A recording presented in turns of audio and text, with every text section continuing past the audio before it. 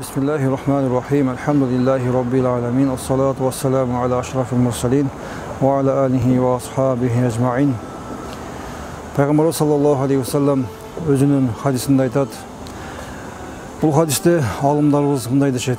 Eğer de bu hadisке adamlar amal kılsa, İslam dininin köpçülük hükümdörü, jana negizgi hükümdörü uşul jerde deyt. Hadiste bunday aytılат.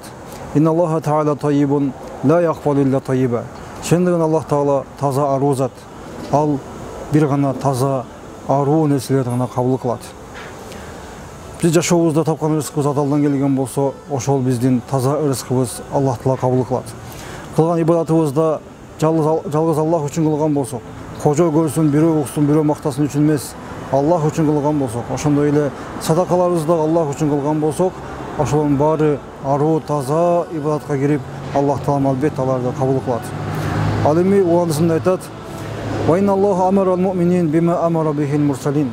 Ошондой Аллах Таала пайгамбарларга буйругандай эле өзүнүн момундарды дагы ошол адал рызкы, адал жолдо жашоого буйруду.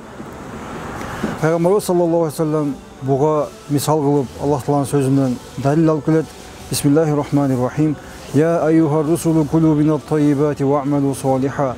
O Allah'ın elçileri, жақсы amal kılıp taza nerselerden jegile. Ошондой эле экинчиси момундарга арнап: Ya eyyuhallazina amanu kulu min tayyibati ma razaqnakum. O iman keltirgендер, biz sizlerge bergen rızkılardan tazasынан, adalынан jegile. Андыктан biz кайчакта болбойлу момун болгондон кийин, момун болуп чоңойгондон кийин кайчакта болбойлу адал тамак жегенге аракет кылалы. Көбүнчө эт маселесинде көп жерде көйгөй болот. Өзгөчө четте жүргөн туугандар. Адал эт табыш биз үчүн кыйын. Биз ошондуктан каалаган магазинге кирип деле эт алып жей беребиз дешет. Тууганым азыр Кудайга шүгүр, кайсыл жерге барбайлы мусулмандар бар. Кайсыл жерге барбайлы биз издеген адал эт бар.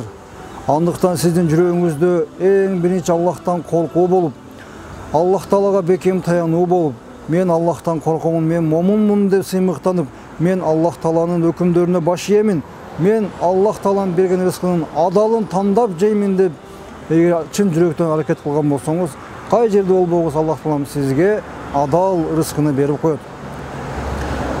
Урматтуу четте жүргөн биздин бир туугандар, сизге ошол жерде ар бир эле магазинге кылып кирип эт маселесинде эт алып жей бергениңиз болбойт.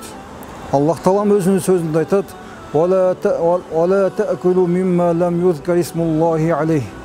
Аллах Тааланын аты эскерилбеген же болбосо Аллах Тааланын аты эскерилип союлбаган эттен жебегиле. Ал нерсе бизге арам болот туугандар. Biz daima adal et jegenge аракет кылалы.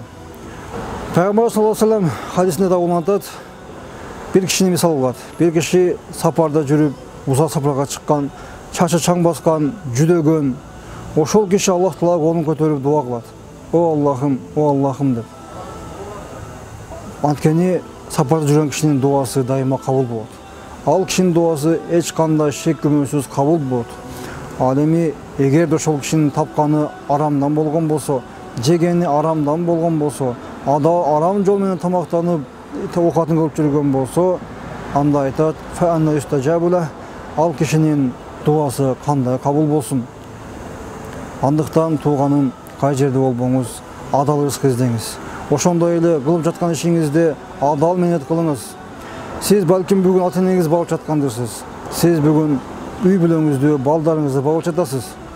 Ошол ата-энеңиз менен тапканыңыз аз жана адал жол менен келсин.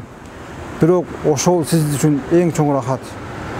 Анткени ата-энеңиз жегени талкан болсо, бирок адал жол менен келген болсо, ал сиз үчүн эң чоң бакыт болот. Үй бүлөңүздө сиз адал рызык алып келип, ак менен пешене тери менен алып келген болсоңуз, аны сиз үй бүлөңүзгө отуруп жеген болсоңуз, көңүлүңүз ток, жүрөгүңүздө тынчтык, ошол биз үчүн чоң бакыт туугандар. Эгерде сиз үй бүлөңүздө адал рызкы менен баккан болсоңуз, сиз балдарыңыздын көзүн карап калган кезде, ал балдарыңыз сизди эч качан жалгыз калтырбайт. Алхамдулиллахи Rabbil alamin.